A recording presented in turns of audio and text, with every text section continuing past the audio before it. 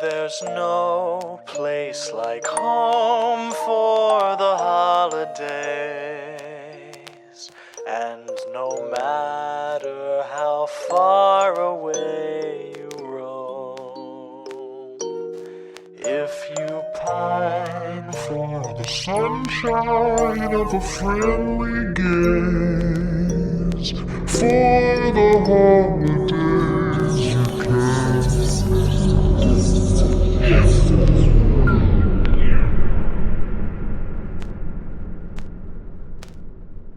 Welcome back to Horror for the Holidays, a Christmas horror movie podcast. I'm Jay Logsdon. And I'm Jeff Searcy, and just to let you know, Jay, I am a member of the White Boys. Jeff, I thought we were B-boys. Nope, we're White Boys now. No, I don't want to be a white boy. I want to be a B-boy. We need cocaine, Jay. Heroin, I believe. Oh, yeah. Well, I mean, they're probably both. I was sitting there, I was like, who would win in a fight, the white boys or the B-boys? Oh, man. I mean, I think the Probably B-boys would certainly get up to more pranks. Probably the White Boys, but the B-Boys would be way more fun. Yeah. Jeff, I think we stay the B-boys. Yeah, no. Listener, if you have no idea what we're talking about with all this white boy nonsense, well, let's dive into it. We'll deck the halls for 1990s Dark Angel, also known as I Come in Peace, Also originally known as Lethal Contact. which is such a great name. Fucking Lethal Contact is like the greatest movie ever made. If they had released this as Lethal Contact. And I mean, it's also very descriptive of what the alien actually does, Jay. Yeah. Not dark. The fuck is a Dark Angel? No, I don't know. And I Come in Peace is just Well, what he says. they're a chapter of Space Marines. I know that for sure. Released September 28th, 1990. I thought with all the Christmas stuff in like around this movie, I was like, oh, this is ripe for like a December 12th release or Oh, yeah, whatever. yeah. And nope, September 28th. That's rough. Right. And right before Halloween, people aren't going to go see this piece of shit. They should have leaned into the Christmas angle and marketed for December, yeah. I apologize. This movie's not a piece of shit. We'll get to that later. It's not, but I don't know. Well, yeah, we'll talk about it. Directed by Craig R. Baxley, who also did stunts for Predator. He was a stuntman of some renown. And most importantly for me, directed some TV movies, Stephen King adaptations, including my favorite one, Storm of the Century. Ooh, You ever seen Storm of the Century? I have not. It's probably, I think it is maybe the coolest Stephen King, and like not even based off a book. I think it's like he just wrote the screenplay. I was gonna say all the best ones are short stories or screenplays. So yeah, so this would be right. I love Storm of the Century. I think it's awesome. Written by Jonathan Tydor and David Koepp. And David Koepp also wrote Death Becomes Her. Ooh, Great movie. Our star, Dolph Lundgren, is our lead as Detective Jack Kane. yes, We've got Brian Ben yes. as Special Agent Arwood Larry Smith. You know what? He does a good job. And Betsy Brantley is our love interest / coroner, Diane Poloni. Boo. And early on, when it went Dolph Lundgren, Brian Ben, and Betsy Brantley, I went, is everyone else going to be a double B name? And then they weren't. Matthias Hughes. Matthias Buse is our bad alien, Talik. And Jay Bylis,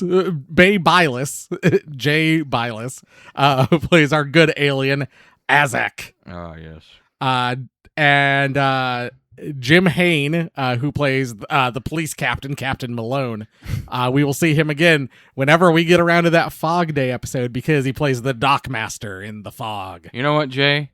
You've been gone for 7 days, and I might have been able to overlook that. But 8 fucking days. But 8 days? Tony Brubaker plays Garage Sweeper and did stunts for this as well as They Live, Ooh, Ghostbusters 1 and 2, and Predator 1 and 2. nice. Jack Verbois plays Man Hostage and was famously Ben Tramer in Halloween 2. Oh boy, that'll tie into something later. Tagline, it's not a close encounter, it's the last. Yes. Another tagline, Jack Kane, Houston cop, human. What he's up against isn't. That's pretty good. And Jeff, this movie was actually shot in Houston. Yes, it was. Rare movie that's actually shot where it's set. But you want to know one thing I did notice? What, Jim? We didn't see any of the famous Houston Boston Ducks driving around. That is weird, Jay, because we watched another movie set in Texas, and No one in this movie ever talked to, oh, the Christmas craft fair is coming up. yeah, And that weird mall that's been, they never mention anything from Christmas Craft Fair Massacre, which I'm led to believe is the most accurate Houston representation on film. not even a passing reference to the Christmas craft fair, and it's set at Christmas. I mean, come on. Yeah, I couldn't believe it. Instantly made this movie. This movie got off on the wrong foot after all that. Sour taste in our mouth from the beginning. I also want to point out the music composer for this movie, Jan Hammer. If you recognize a little bit of the music in this movie, it's because he also did Miami Vice. Oh, that would track. Yeah. Also Jan Hammer, what a great name. Yes. Budget of an estimated $7 million. The box office was $4.3 million. Made about $4 million. not a hit. Uh-oh. That's not what you want to see. You're already, I mean, $7 million's already, kind of low budget even for the time. But $7 million and still a lot of money, but yeah, like and they did not even make the $7 million back. Yep. And I believe that is the worldwide box office total, not just America. Yes, and it made half that money in its opening weekend, by the way. So word of mouth spread. Nobody went to see this movie for some reason. I mean, I can't believe it. I can't believe people weren't wrapped around the block. One last summer blockbuster of 1990. People are lining up. They gotta see Dark Angel, a.k.a. I Come in Peace, a.k.a. Lethal Contact. I mean, you would think by now, because, I mean, Dolph Lundgren was what? He would have been in Rocky IV, Masters of the Universe by now, Red Scorpion. Mm-hmm. I mean, some of his biggest hits would have happened by now, so you'd think he would be able to draw people in. Oh, The Punisher. Plus, he's in this looking cool. In one scene, maybe looking cooler than any human has ever looked before. I think I know the scene you're talking about. Yeah, we'll get to it. We'll get to it when we get there. Where to watch? Tubi. But I believe on Tubi it is called Dark Angel, but when you click on it, you are watching I Come in Peace. But if you have the Shout Factory / Scream Factory release, it is Dark Angel titled Dark Angel titled Dark Angel. Of course, yes. Personal experience. I had a friend send me the trailer and be like, "This looks like your kind of weird Christmas shit." And I put it on the list. And he was right. He was right. But yeah, that's about the size of it. It was on the list, and then it popped up for this podcast. Some kind of maniac alien cop. Jeff, I also thought of Maniac Cop with this movie. Made around the same time, too. Do you have anything else, or are you ready to jump into our synopsis? Well, I do want to point out that even though this movie did terribly at the box office, it may still have been a success because this was right around when home video was starting to get big. So it could have been a VHS rental success, but there weren't any records kept at the time. Oh, so. man. I bet it was. I bet people were like, I gotta see this Dark Angel. You see the cover on that thing, that would draw, especially boys probably 10 to 15, that's drawing them in for sure. They're like, I gotta see what Dolph Lundgren's getting up to. Oh, yeah. Drago, he's gonna punch all these aliens, and he does too. He does, and he also roundhouse kicks everybody. 3 or 4 roundhouse kicks, solid ones. A businessman is driving home at night, and he puts a CD into his car as "Hark the Herald Angels Sing" starts to play on a stereo system. The CD player then starts acting up and skipping around, and the CD shoots out of his CD player and kind of burns his hand. He goes to put the CD back in and almost gets hit by a bus and then crashes into a Christmas tree farm. Mm-hmm. He gets out of his car with a "Merry fucking Christmas" as something overhead crashes into his car, which explodes. Out of the wreckage steps a tall, wide-eyed, blonde-mulleted alien that says, "I come in peace." Opening credits and title card. Oh boy, I'm excited for what he's gonna learn later on, Jay. As we see a guy trying to break into a police evidence lockup, steal a bunch of heroin, and murder an officer that went in to check, and then he steals his name tag. He meets up with a friend on the inside, and as they're leaving, they leave one briefcase behind, but he's carrying another briefcase. They make it up the stairs as Joy to the World starts to play, and we see a giant Christmas tree in the police station. They get into a waiting getaway car with a driver, and the guy with the heroin says, "Better hurry," as the car starts to drive away, and the police station explodes. Make sure there's no witnesses. What do these two scenes at the beginning of the movie have to do with each other? We'll find out soon. We will find out soon. Let's just say there's a few white boys running around here. Outside a place called Jacko's, Detective Jack Kane is listening in as inside Mr. Davis is meeting and making a deal with Manning, a notorious drug kingpin and crime boss. Indeed. Detective Kane watches as the three guys from earlier, now all wearing suits, pull up and walk in, and it sounds like a deal is about to be made when two guys try to rob a liquor store right next to where Detective Kane is staking out. Which, of course, he has to try to stop because it's Detective Kane. I also want to ask you, what university did you attend, Jay? Just out of curiosity. The University of Suck My Dick. Oh, you got me. Fuck me. That was one of my favorite quotes. Kane goes in to stop the robbery, immediately walks in the door and delivers a roundhouse kick to one of the robbers, and then kills the other robber when he won't put his gun down. But this coincides directly with Mr. Davis, a.k.a. Dolph Detective Lundgren's Ray partner. Turner. Yep, Detective Ray Turner getting his cover getting blown, and he also gets shot at the same time. But it turns out somebody else is after this blow, Jay, not just the cops. Yep. Manning and his core group of white boys leave as another group cleans up, and we see the same blonde mulleted alien from earlier inside. He says, "I come in peace," and then shoots a CD disc out of his wrist gun that bounces around the room, slitting throats and bouncing off of walls. A la Captain America's shield. Yes. Without the throat slitting, I guess. Captain America's, as far as I'm aware, Captain America's shield has never slit someone's throat, but maybe it has. Maybe Captain Hydra. I don't know. Yeah, we'll have to look into it. One guy tries to escape, and the alien takes out a space gun. The movie's words, not mine. Yes, I appreciated them just calling it a space gun instead of trying to come up with some clever name for it. And then shoots the dude, which causes a massive explosion. Kane runs into the smoldering wreckage and finds Ray's dead body, as well as a bunch of dead white boys, and the alien has stolen the heroin. Dun, dun, dun. Later, after the police force has arrived, Jack's captain chews him out for Ray's death, as well as the missing heroin, missing $500,000, and the fact that he went undercover for 8 days without any permission or whatever. 8 days? I could have overlooked a week, but 8 fucking days! Everyone's mad about these 8 days. I haven't seen you for 8 days. And so he puts Ray on, or he puts Jack on. No, you know what, Jay? I'm not letting you move on. I'm so pissed off I could throw you through a goddamn window, but I'm not going to do that right now. It's not the time. It's not the time to break your fucking neck either, okay? 8 days. You're going on vacation. You've got 8 weeks of vacation saved up, and you're taking them all right now. You take that vacation, Jay, or it's going to become permanent.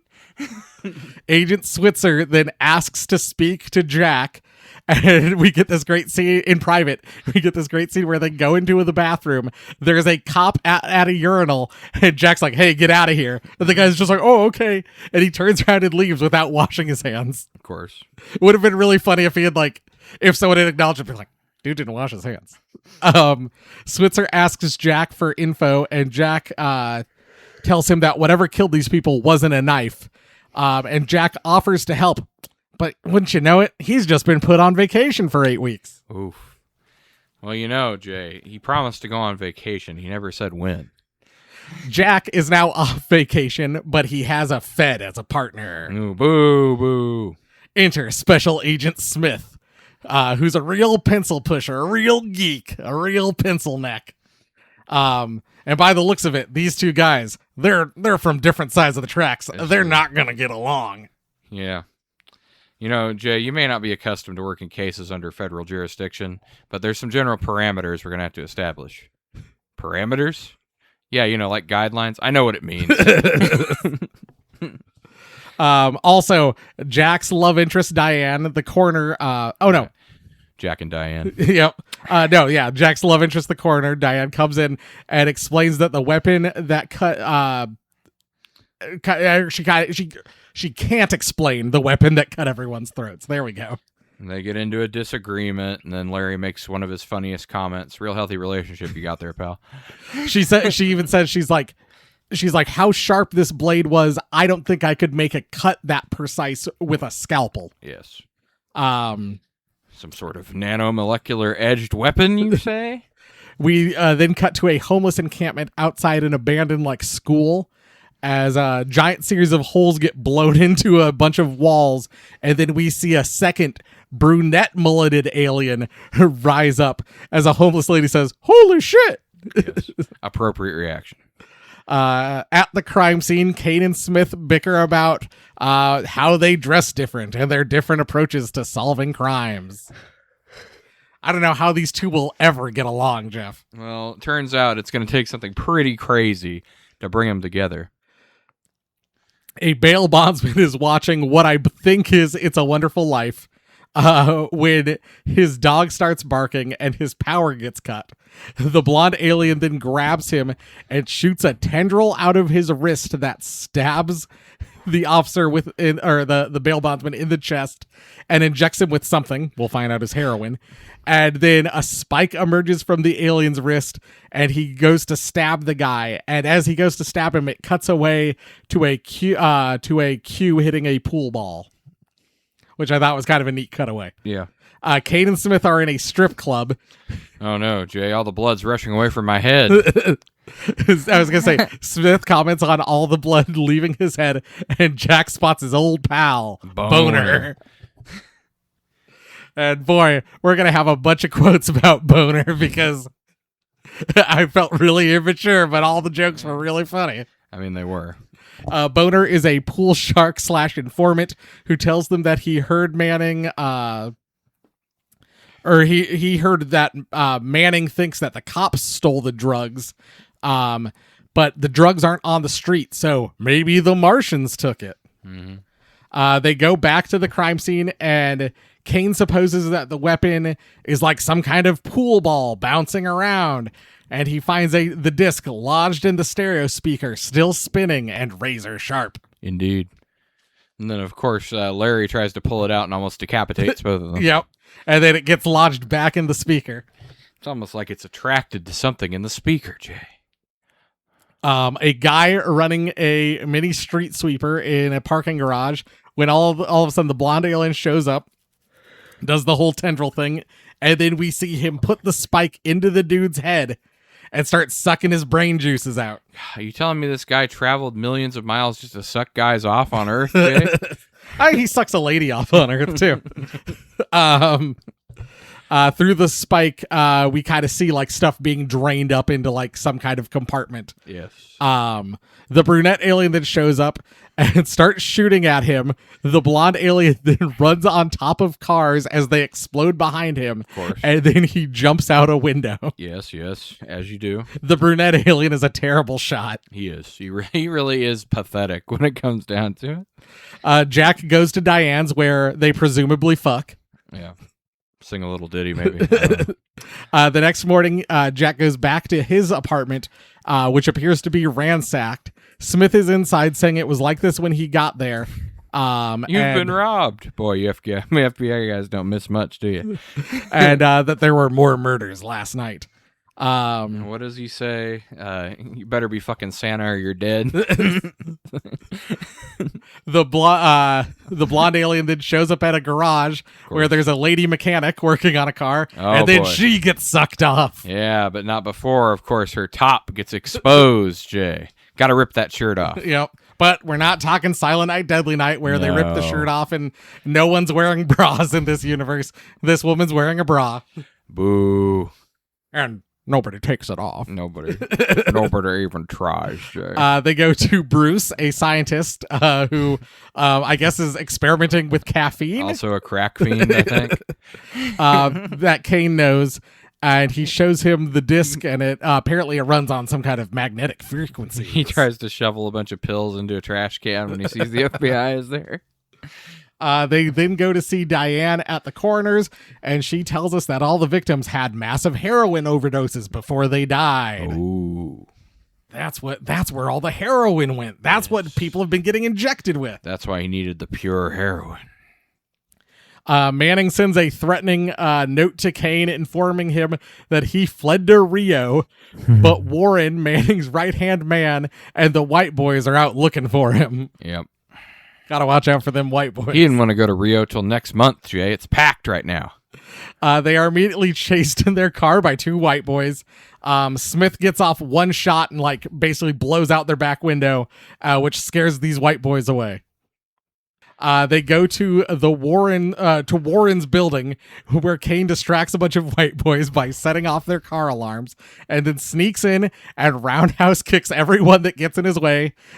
There's a little old granny trying to leave through the front door, and he roundhouse kicks her. Yes. And then there's a janitor pushing a trash can. He gets roundhouse kicked. Two guys are carrying a large pane of glass, and Jack roundhouse kicks both of them, and then roundhouse kicks the pane of glass. None of that happens, but he does roundhouse kick a bunch of people. Yes. He then breaks into a boardroom, holds All white boys hostage. holds all the white boys hostage, but then the white boys have gotten Smith and are holding him hostage. And basically, Warren says that Jack's responsible for this or whatever. And the drug war is causing their money to dry up. So Jack needs to go do this drug delivery himself. You're going to make this delivery for us. And what's with the drug war all of a sudden? What, did we miss a payment or something? Kane takes the drugs inside a shop to make the deal, but the shopkeeper pulls a gun and runs off with the drugs.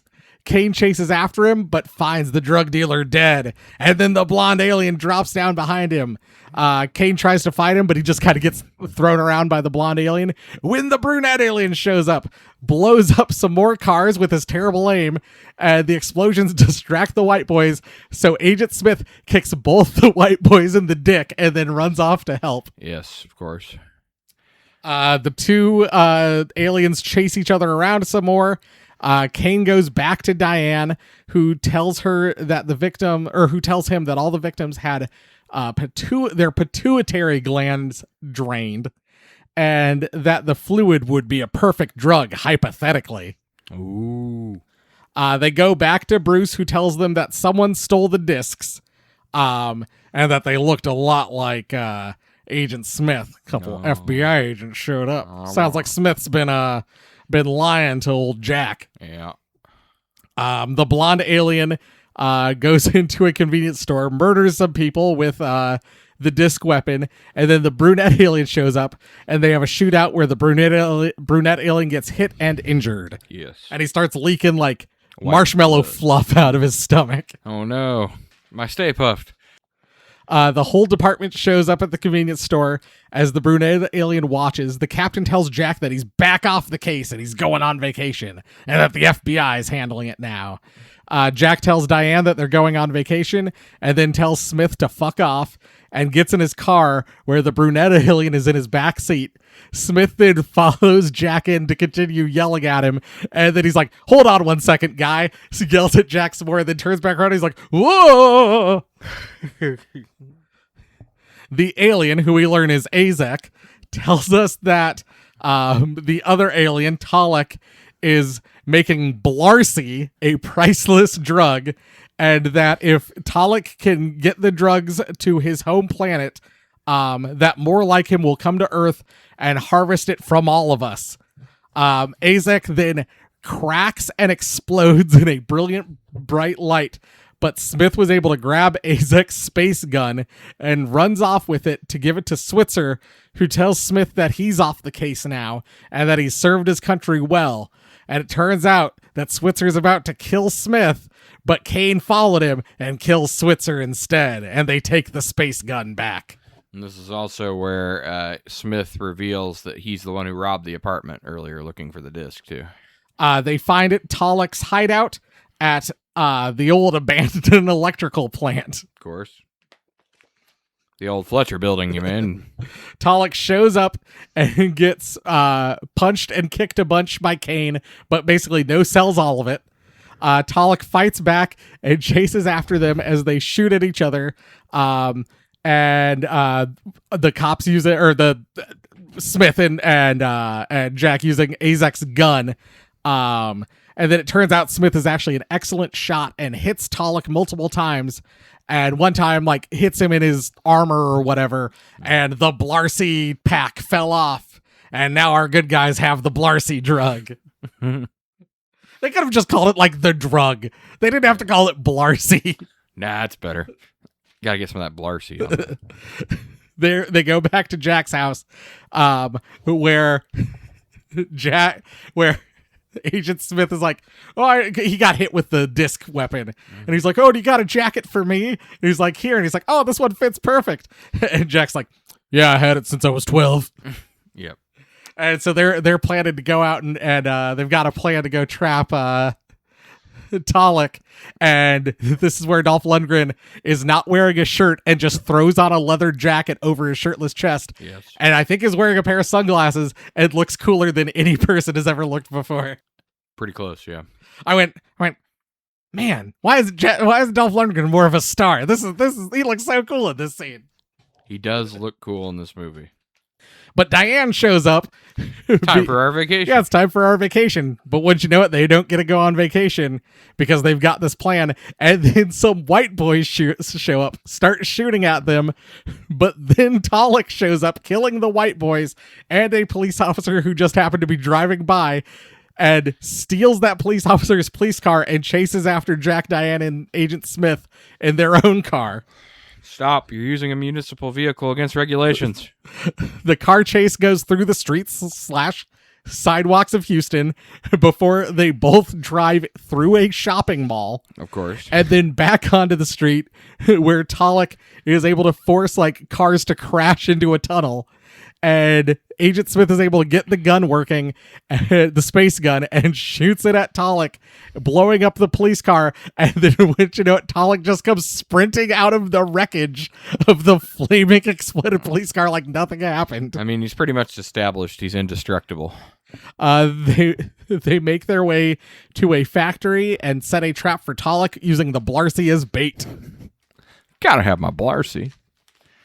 They're always after me, Lucky Blarcy. They use the Blissy as bait. Tolek finds the empty Blarcy container, but Smith's space gun isn't working. Kane shoots Tolek with a shotgun as Smith and Diane run. We get this big action shootout with running and explosions throughout the abandoned factory. Eventually, Tolek is able to get a jump on Smith and Diane, knocking Smith into some garbage or something. It's the roof of a car. And grabs Diane, and Jack, realizing he kind of has no way out, takes out the Blarcy and starts smashing it to get Tolek to follow him to let Diane go. And we get this big showdown for the Blarcy that starts in a fist fight. And then Tolek is able to overpower Jack and is about to inject him with the injector before Jack is able to turn it around and inject Tolek with it. And then roundhouse kicks him into an exposed pipe that Tolek gets impaled on. Yes. And then Tolek says, I come in peace. And Jack Kane says, then go in pieces, asshole. And shoots him with a space gun, blowing him up. Fuck yeah. Roll credits. Tolek explodes, and then Kane says to Diane and Smith as they are leaving the factory to go on vacation that they're going to Rio to catch Manning. And Smith says, no, no, no. And Jack laughs, freeze frame, credits roll. End of movie. Indeed. Indeed, end of movie. Dark Angel / I Come in Peace. What a film. Anything I missed, Jeff? Or are you ready to dive into our I categories? think I'm about ready to dive on in. All right, where do you want to start? Quotes. Do the quotes. Oh, excellent. I was hoping you'd say that. This is right after Jack has killed Smith's mentor. Never trust nobody. Kane Manual, Chapter 1, Page 1. Because Smith keeps citing like Constantly. the Switzer manual. Yes, he was constantly quoting from the Switzer manual. Manning. Who set this up anyway? White boy. I don't know, sir. Manning. If it's Warren, he should know better. At least now there's one less cop in the world. This is while Jack and Larry are being chased by the white boys. Larry whips out a gigantic, like a 44 Magnum size handgun, and Jack's like, "What the hell is that?" And then Larry's like, "A Christmas present for my mother."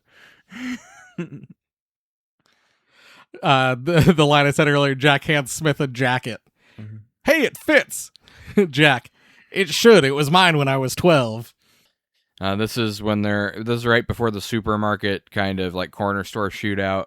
And the customer's like, "No shit, man. He had to be at least 7 feet tall. I just saw him 2 blocks down the street." And the guy that's checking him out is like, "Yeah, sure you did. Remember last week when you saw Jimi Hendrix at the laundromat?" Diane goes, when she sees Talik, she goes, "Who is that guy?" And Jack goes, "Some asshole from outer space." I mean, accurate. And then Jack, to said asshole, "Fuck you, spaceman." Larry, of course, in the strip club. "All the blood is leaving my head." I was gonna say, are we ready to get pretty childish here, Jeff? Let's do it. At the strip club, my old pal Boner. Yes. Later on, all right, beat it, Boner. Yeah. And then my favorite, Agent Smith. So that's why we come here, huh? To pump Boner? Highly illegal. Yes. "Okay, Boner, who killed my partner? Who's got the drugs?" "The fucking Martians." Also, I forgot to mention, a guy pulls a knife on, when Jack's talking to Boner, a guy pulls a knife on Jack, and then Agent Smith has a gun on the guy who pulled a knife, and then Boner looks down, and Jack's pointing a gun at Boner's dick. Yep. Excellent stuff. Oh, you know how he got that nickname, Jay. It's what he values most. This is another Larry when they're in the hospital right after the main, I think it's after the supermarket shootout. And he's like, "Excuse me, young lady, emergency call for the FBI." And there's this girl that's on a payphone, and she just like ignores him. She's like, "You're never going to believe what just happened." So he hangs it up, and he's like, "Thank you.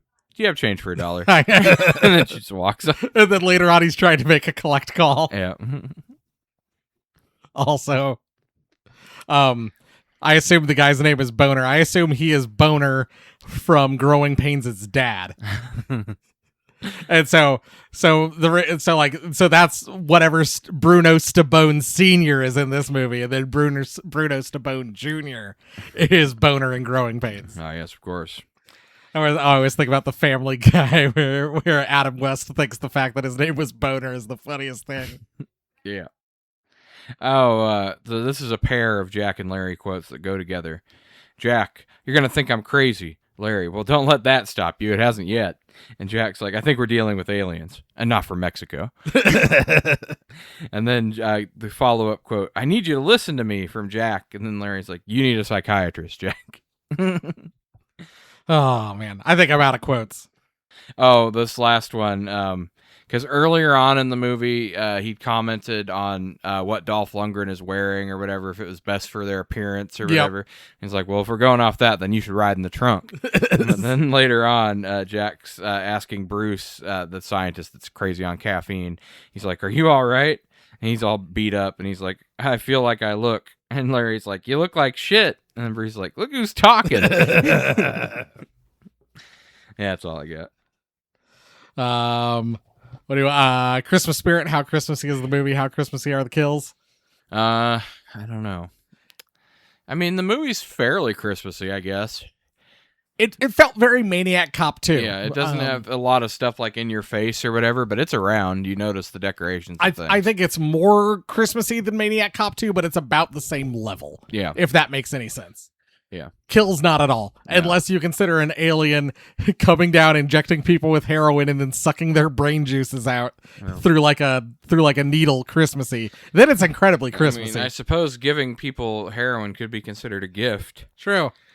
He And could be some kind of dark Santa. And he does have that thing he shoots out, the little impaler thing that he shoots out of his wrist, does have a green Christmas light on Yeah, the it end is of green and red. Yeah, so, you know. You know what? I take it back. Incredibly Christmassy. Christmas wrapping, sets, costumes, etc. Anything else you wanted to shout out? I mean, they're all good. Everybody's got a distinct look. You got Larry in his suits. You got Dolph Lundgren in his cool guy 80s cop stuff. You got the disheveled commissioner who always looks sweaty no matter what's going on. I like that all the pencil pushers, all the like higher ups, all the just like regular Joes are all bald dudes. I thought that was really fun for both the FBI and the police. If you see a bald dude, you're like, oh, that guy's probably a copper with the FBI. That's where we assign the bald guys. They're the grunts. They're in the bald guy category. Of course, the aliens both looked interesting. Very 80s. Yes, Like I liked blonde aliens design the best, I think. I agree. I thought both the aliens looked really cool. Scientist Bruce was probably my favorite character. Ah! I need to calm down. And then he starts like Chugging coffee and then rolls around on his desk. Because he's like, yeah, this is a foreign coffee. This America stuff doesn't do anything for you. Wouldn't wake up a hamster. And then once again, Dolph Lundgren wearing no shirt, a leather jacket, and sunglasses looks so fucking cool in this movie. Classic. I thought the effects were pretty good for the kills. Like the injection scenes were good. The alien blood I thought was a unique take, like that white like marshmallow stuff coming out of him. No, first time I saw this, I went like, "What the fuck's going on there?" And then as I kept watching, I'm like, "This is great. I love this weird white alien goop." And then them exploding in like a crack and like bursts of light. I thought that was awesome. Like you said, for the effects, I think that's what you get for having a stuntman as your director. Like all the fucking explosions look cool as hell. Like all the action scenes look amazing. Like oh, this is a guy who knows that kind of shit. Definitely. Broken bulb, brilliant bulb. Thing you want to fix, thing you want to praise. Well, it was kind of difficult, but I think you're going to know what I'm going to say, Jay, because as Horror for the Holidays resident pervert, there's really only one thing I could say about a movie with lots of good dialogue and lots of good action. Where's the sex appeal, Jay? Yep, not enough nudity in this movie. We only get one partial set of boobs in this entire movie. And they're kind of in the background. What kind of 80s action movie is this, Jay? I know it came out like right at the end, but still. What's going on in here? I agree. I was expecting more nudity in this movie. It's nothing. They don't give you anything. Like I said, they presumably fuck. There's nothing on screen. Yeah, there's no like sexy like shower scene between Jack and Diane. Nope. No little ditty about Jack and Diane. Nothing. Sucking on chili dogs and whatnot. Nope. No sucking. Well, they're sucking. They're but sucking, not but not the on kind chili you're dogs. Not the kind you're wanting. My broken bulb. The drug war stuff. Honestly, I would like it felt you'd get like cool alien shit and then it'd be back to like street level drug shit. Yep. And I was really hoping I was really thinking like have like the beginning of the movie be like the drug stuff and then maybe even have like Ray and Jack like they both kind of make the bust or whatever, they both kind of break in and then the alien breaks in, kills Ray and then steals the heroin and runs off. And so then like early on, Jack can be like, no, it was this tall guy with blonde hair and have it be less about the drug war, drug kingpin shit and more about, I just wanted more fucking alien stuff. Yeah, no, I think you're right. If they had just done that at the beginning and used it as the setup or whatever and had all the white boys wiped out, that would have been fine. Because instead it'd be like, cool alien stuff. Oh, here comes some white boys. I mean, I get they're trying to break it up for the investigation or whatever to seem realistic. Like, of course, he's not going to automatically assume it's an alien to start off with. But yeah, I think they could have done it better. And like, I don't think there's any talk about like the car that crashed into a Christmas tree farm and then exploded. Like, I was like, oh, you could go back and have them investigate that and stuff. Investigate the homeless camp where the other alien shows up. Yep. Like, I thought that would have been, that's more what I would have done. I don't necessarily think that's like a big negative. That's Yeah, just like man. if I were making this It's movie, just a that's the choice. direction I would have gone. Yeah, I mean, I kind of thought about that with the other alien. Maybe do have him as like a red herring where they think he's the bad one Yes. up until a certain point. You could even do like an interrogation scene where they're at like they're in the interrogation room and like he's very cooperative and because like no, they're trying to work together. Mhm. Yeah, and then have Dolph Lundgren be the only one who believes him that he's not doing it. Yeah. Brilliant, Bulb. Thing you want to praise? See, there was a lot of things I could praise in this one. But honestly, I think I'm going to praise, and this is surprising for a Dolph Lundgren action movie, Jay, but I thought the script was really good. A lot of snappy dialogue between our two main characters, some fun lines from the side characters. I mean, Diane's like a semi-main character. She gets a lot of good lines. But no, just anybody who walks on, like, I mean, the conversation at the corner store about oh yeah, you saw Jimi Hendrix last week or whatever, doing a load of tie-dye shirts at the laundromat. Or the fucking crazy rant that the police chief goes on for no reason when he shows up at the beginning about the 8 days and about wringing his neck and throwing him out a goddamn window. This world feels very like real. Yes. Like the way people talk to each other and the like you said, the snappy dialogue and just the way people are responding to it felt like the real world in a lot of ways. And it's like, yes, it's very 80s man friendship dialogue between the two leads where they're constantly busting each other's balls. I didn't believe they would ever find a way to get along. How could they, Jay? Two men who are so They're different. so different. I've never seen a movie like this where they just become friends at the end. I mean, Wild. One's short, one's tall, one's muscular, one's wimpy, one goes by the book, and one's a rogue lone wolf. How's this ever going to work? This would never. No other movie would ever make something like this work. No. My brilliant bulb thing I want to praise. I loved all the. I said this earlier. I loved all the action. Oh, yeah. Craig R. Baxley is a former stuntman, and that really shows through the chase scene, through all the explosions. The fucking when Ozek is like shooting the cars and Talik is running on the hoods of the cars as they explode underneath him. Thought that looked awesome. And every single action scene. It is shot by someone who knows how to direct an action or knows about action scenes and stuff like that. Yeah. I just love the initial encounter between Dolph Lundgren and Talik, where he does the triple roundhouse kick and punches him a couple times, and then he just like backhands him across the thing. Grabs him by the throat and chucks him, because then when Diane goes to check him out afterwards, she's like, I always thought I'd be the one to wring your neck. Yeah. Once again, some really great dialogue. Some good dialogue. Some real hard-boiled detective stuff in here. You ready to do our final rating? Might as well. Every episode of Horror for the Holidays, we rate our movie on one of 3 categories. He got there. Is it ho ho ho hilarious? Is it seasonally scary? Or is it you'll be sorry? Jeff, take us away. I picked seasonally scary for this one. Although it's not really super scary unless you're like afraid of, I don't know. Getting murdered is kind of scary, Jay, I gotta say. Or getting injected with drugs Yes. by aliens. Intentionally overdosed and having your brain harvested is kind of horror, I will say. But no, I thought just for the quality of the movie, I thought it was weird. It was well done. It's funny. It's snappy. This is the rare example of a movie that we watch on this show that a normal person would probably like, which I can't say for a lot of the things we watch on here that we give good ratings to. What? We've never watched trash. Well, yes, the trash too. But even some that's like I wouldn't try to show my dad The Leech, but I would probably show him this movie. Oh, that's fair. Yeah. Yeah. No, that tracks. Okay. So it's got a mass appeal to it, I think, that would make it a seasonally scary. Like this is one you could pull out and be like, hey, you want to see a weird Christmas movie? Here you go. Right off the bat, this is not as much of a horror movie as I was hoping it would be. I was really hoping, especially with the premise of an alien sucking people's juices out, that we would have at least gotten some like gnarly desiccated corpses that were all drained of their juices or whatever. I thought we'd get something like that. We didn't really get that. Jay, I only need one specific juice. True, you're right. He only did need one specific juice.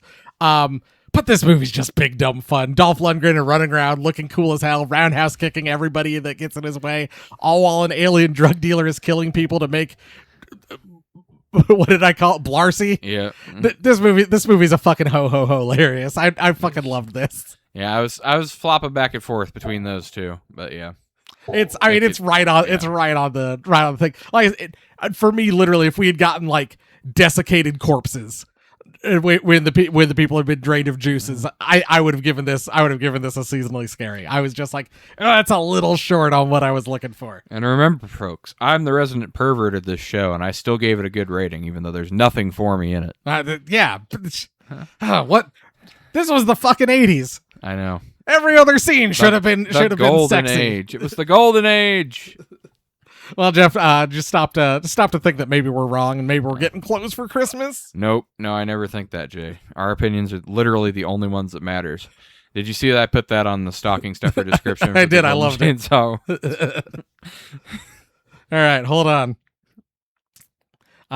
So this is taken from the Wikipedia article about the critical reception for the movie. So it's going to be quoting a bunch of stuff. I probably won't read the whole thing. But contemporary reviews were generally negative. Kevin Thomas of the Los Angeles Times called it stale through and through, derived from countless cop buddy formula thrillers, drenched in violence. I don't know about that. And devoid of so much as a whiff of real life. Karen James of the New York Times wrote, the story turns out to be much more mundane than its outrageously clever premise. David Kerr of the Chicago Tribune wrote that the film's imaginative weapons and humor make it an entertaining crowd pleaser, but criticized its cynical violence and lack of moral consciousness. What? Richard Harrington of the Washington Post compared it to Hardware and said its influences are more subtle, though it suffers from using too much humor. Disagreed. Some of the humor was the best part. Chris Hicks of the Deseret News wrote that the film isn't as bad as it has every right to be, which, I mean, that sounds like the kind of thing you and I would say about a movie.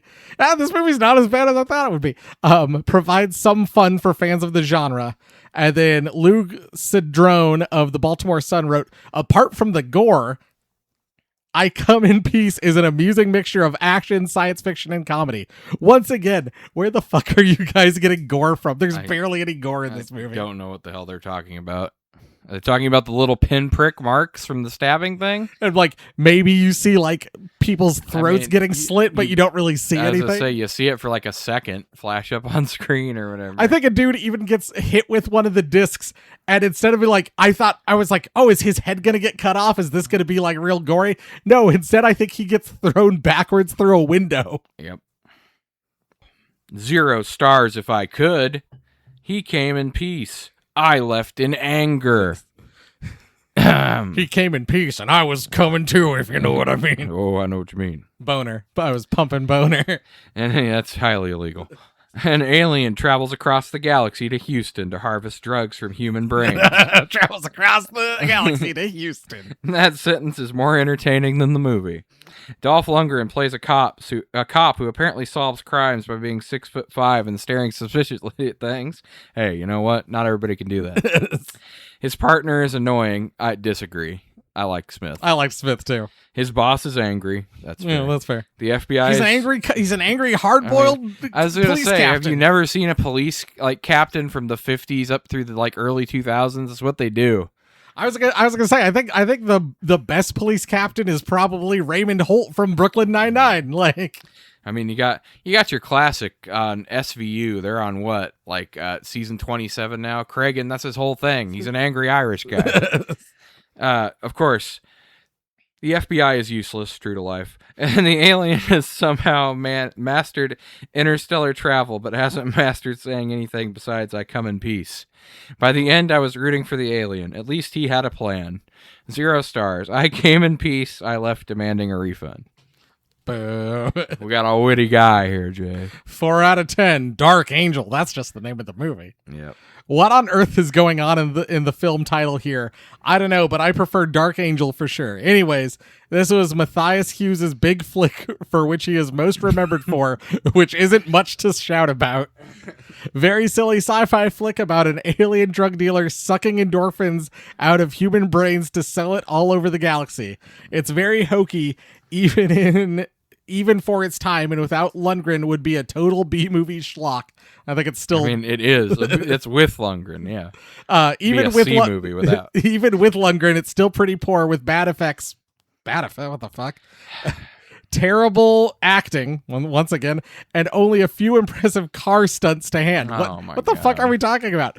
I mean, really. Got a real Fast and the Furious guy here. How can you take this remotely seriously with a gang of thugs called the White Boys How can you not? that are all dressed in suits and look like killer yuppies? Yeah, that's literally what he says. Yuppie gangsters at the beginning. It's a classic dumb sci-fi B movie for sure. Didn't you just say it wasn't a B movie because Lundgren was in And it? he said it wasn't fun. For sure, but I just didn't really like it that much. Ben was constantly annoying, and the whole film was trying too hard with the obvious mismatched buddy cop hero duo squabbling with each other setup. All this did was come across as boring, cliched, unoriginal, and resulting in some majorly lame forced humor. I mean, honestly, the whole buddy cop thing doesn't even really come into play that much. They pretty much just do what Dolph Lundgren wants to do throughout the entire movie. Larry will say, "Oh, but we should do something else," but then he just does what he wants anyway. He's like, "Hey, I'm Dolph Lundgren here. You're going to do what I want to do." Shut the fuck up, pipsqueak. And then he roundhouse kicks a granny. Yeah. Predator ordered from Temu. 1 star. You know what? Fair. Somebody watched Predator, Lethal Weapon, The Terminator, and Alien Nation and shook the VHS tapes together in a garbage bag. Whoa. And Dark Angel fell out. A lot of these guys were in Predator. They didn't just watch it. They were in it. You got the cop who doesn't play by the rules, the uptight Fed, the dead partner, drug dealers, an alien, a bigger alien, space heroin, and of course, explosions. And you got Dolph Lundgren walking around like he's trying to remember which movie he's in. The villain is basically Predator if Predator stopped hunting warriors and started selling meth behind a truck stop. I've not heard anything negative about this movie. I was going to say, you rated this 1 star, and yet you just described one of the best movies of all time. This movie is great, and you're describing a great movie. Truck stop meth Predator. Sign me up. Yes. Got anything else? 3 out of 10. Drug dealer from outer space. Oh wow, you watched it, you got it. Original idea made with great effort and turns out to be just another non-brains action movie that doesn't hold up. You know how we say non-brains. Non-brains. The guy playing the intergalactic drug dealer is pretty good, especially as his dialogue got about one line. I come in peace, I come in peace. Yeah, we hear you, pal. You can shut up now. Oh. This review was left in 1999, apparently. I don't get this. I mean, the Predator barely talks at all. He says, what, 1 word in English in the original movie? I think so, yeah. Yeah. I got one more. All right. Imagine possessing technology capable of crossing light years. You could explore distant galaxies, discover new civilizations, unlock the secrets of the universe. Instead, why don't we go to Texas and start making drugs? Apparently, Houston has become the space Baltimore of the universe. Welcome to Houston, space Baltimore. Baltimore's been catching strays out here, Jay. The alien's business model also seems wildly inefficient. He personally travels across the galaxy, individually murders people, extracts tiny quantities of narcotics, and then presumably flies home. Have you considered subcontracting? 0 stars if I could. Boo. Once again. Oh, are you telling me that an 80s action movie plot isn't that good? Oh, wow. Crazy. Hard to believe. 4 out of 10. The only things I liked were the guns with explosive ammo. Okay.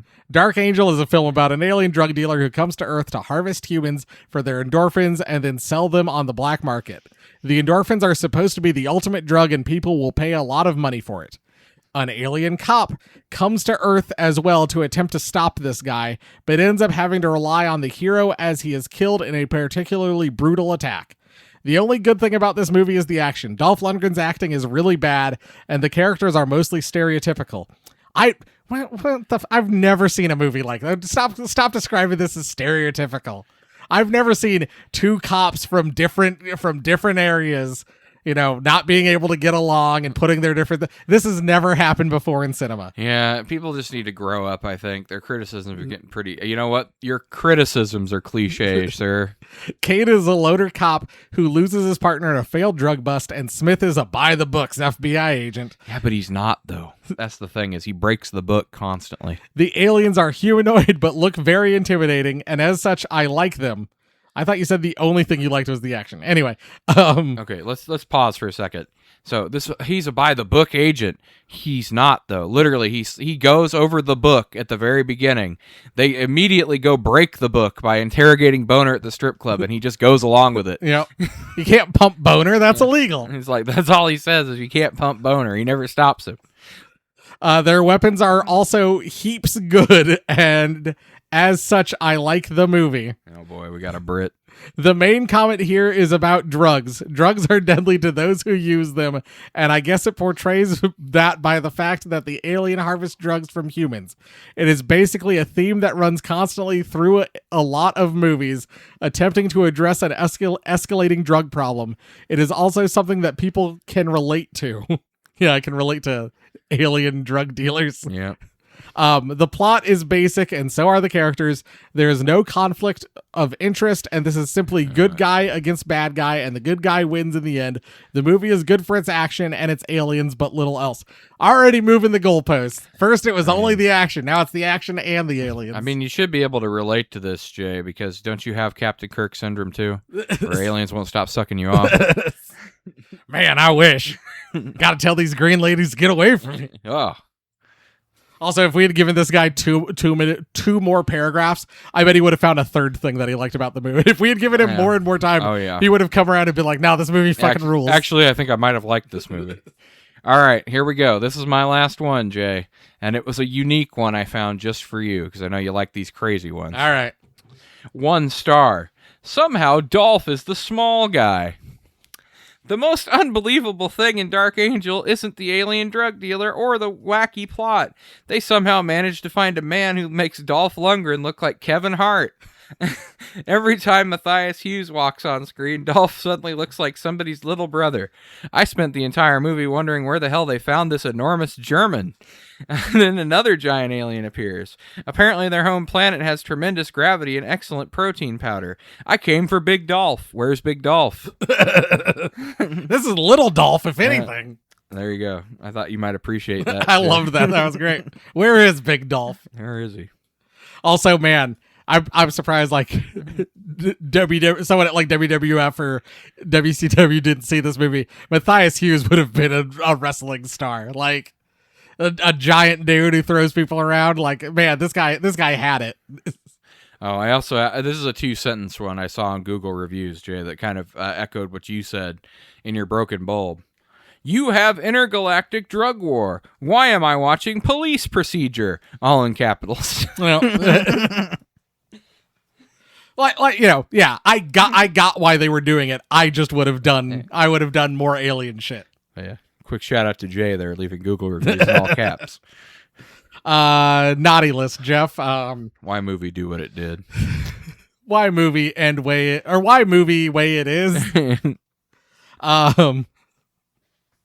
are we gonna put Talik the alien? My thought was just below Terminator Santa. Yeah, I was gonna say he's pretty close. I think it'd be a toss-up probably between him and Terminator Santa.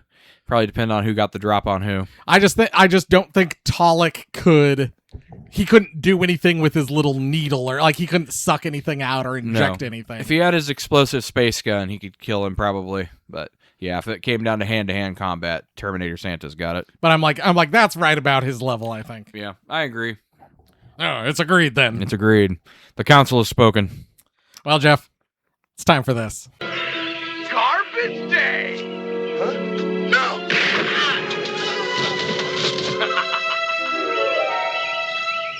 So, Jeff, as you know, it's the summer of soda. It is, yes. So I've got some soda and soda adjacent things. Oh boy. I don't know, not crazy about the adjacent, because there's only one thing I could think of that's adjacent. We've got Mountain Dew Blackberry Citrus, the new Casey's exclusive Mountain Dew. Oh boy. Listener Robert gave us A&W root beer float zero sugar, Fuck yeah. which Thanks, I Robert. believe he described as being delicious in quotes. Well, we'll see. I don't know. I trust Robert. There's something about him. We've got some Haribo sour sodas. Oh, boy. Zing. Zing. And the last thing. I caught sight of their terrible color already. Mountain Dew Dunkers from Quick Trip. YJ. The viral Mountain Dew donuts. YJ the way he is. That's what I ask the AI. It's unclear. YJ do what he done. I was able to find the alien fusion of all the flavors, so Perfect. perfect for me. Perfect for an alien movie. Oh God, he's got it open. All right, grab yourself a toxic green dunker. No, no. You've done this. After the Thanksgiving Oreos, could I ever even trust you again? I don't know, maybe these are great. I doubt they are, but maybe they are. Maybe they are. Stranger things have happened. There was a lot of seasons of it. All right. What do you want to do first? All right, let's start with the gross thing. Which is? No. All right. The Mountain Dew dunker. All right. Let's do our dunker toast here. Cheers, Of Jay. good dunking, sir. Tastes like a lemon cake donut. Yeah.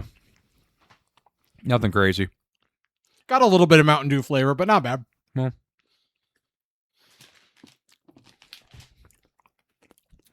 Oh, here, let's do A&W root beer float zero sugar. Courtesy of Robert. Yeah, hold on. Let me see if I can find his exact quote. That shit fire, yo. Robert.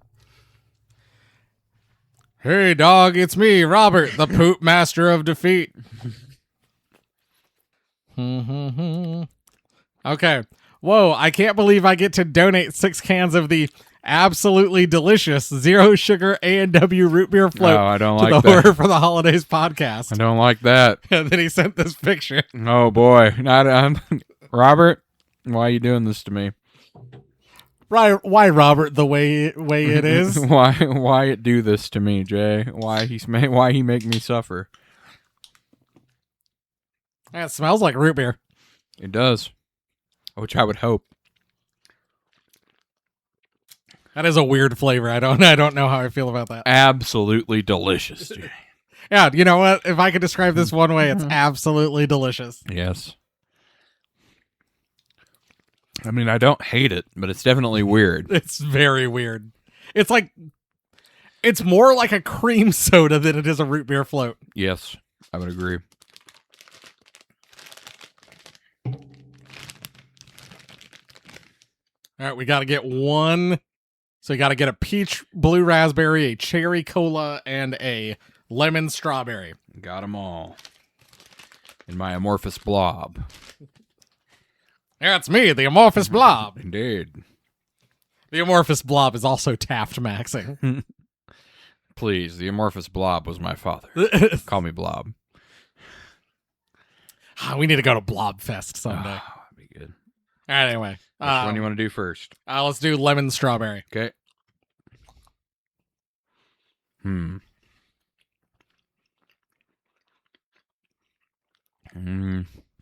Getting more lemon than strawberry, I gotta say. Yeah, I'm not getting much strawberry. Also, not very sour. No. Peach blue ras. Got it.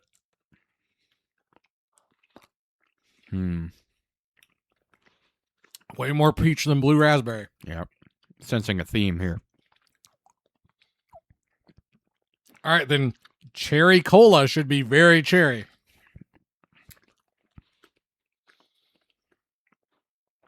This is all cola. Yep. Sure is. If I had to rank those, maybe the peach blue raspberry bottom. I don't know. I kind of like the cherry cola, so I'd say maybe that one at the top. But I mean, none of them are very good. Yeah. I'll defer to your ranking. I'm not really a gummy guy. All right, and last but not least, Mountain Dew Blackberry Citrus. Oh, The Casey's exclusive. here we go. It smells bad. Tastes bad. Not a fan of that. Yeah, that's super unimpressive. Yeah.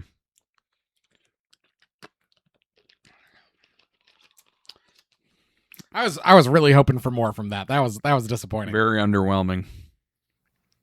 Well, you ready to rank all this shit? All right, let's do it. I think blackberry citrus at the bottom. I think Blackberry Citrus at the bottom, yeah. Just wasn't much of anything. Then I'll probably do the Haribos. Yep. And then the Dew Dunker, probably. Yeah, and then honestly, The float. the absolutely delicious. He was right. You know what? Compared to these other things, this was absolutely delicious. You know what? At least it had a unique flavor. It's wild that it can smell like root beer but taste like cream soda. I think that's kind of nuts. It's pretty good. It's certainly better than when we did those ice cream sundae root beers. Oh, yeah. Those were, Where they just tasted like chocolate. those were terrible. So Well, disappointing. Listener, if you have any thoughts on absolutely delicious A&W root beer float zero sugar, or Mountain Dew blackberry citrus, or Haribo sour sodas, or Mountain Dew quick star / quick trip dunkers, or about the movie Dark Angel, aka I Come in Peace, aka lethal touch, lethal contact. Send us an email, horrorfortheholidays@gmail.com. Get in touch with us on social media. We are all the places at Horror4Holidays. That's horror, the number 4 holidays. All right. YouTube.com/horror for the holidays for all your audio and video backup needs. If you can't get us on the podcatchers for whatever reason, but we are on all the podcatchers. Give us 5-star reviews there. 5 stars are the only ones we'll be reading. We don't waste our time with anything lower. And if you put 0 stars, if I could, that'll really draw our attention because we'll know you're a real sicko who likes to watch. We're proud to be part of the Christmas Podcast Network. Shit, this movie would be right up Jerry D's alley. This is right in the Totally Rad Christmas wheelhouse. Hell, maybe we'll talk about it with Jerry D at some point if he'll ever have us back. Maybe we should suggest it to him. If he's recovered from us blood beating him off. But also check out like Scrooge, the Christmas Carol podcast, or Seasons Eatings, or Holly Jolly Xmas, or Christmas Creeps. All sorts of good stuff out there to Actually, check don't out. check out any of those shows. Only watch ours. Yeah, Spencer. Yeah. I saw you liking a Christmas Creeps post on We saw Instagram. you liking things all over town. How dare you? Number 1 fan. Huh. Ha! Anyway. And that's how we lost our 1 fan. Yeah.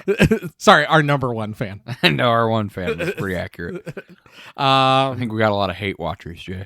Otherwise, we'll see y'all next week for a stocking stuffer. Jeff, do we want to reveal it now Might as well. for all the people who skipped the stocking stuffers? We're doing tier list, ladies and gentlemen.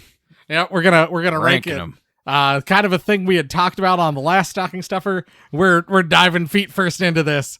We're gonna rank the Halloween movies. Which I'm sure will have no divisive opinions on it at all, given what I know is James' favorite Halloween.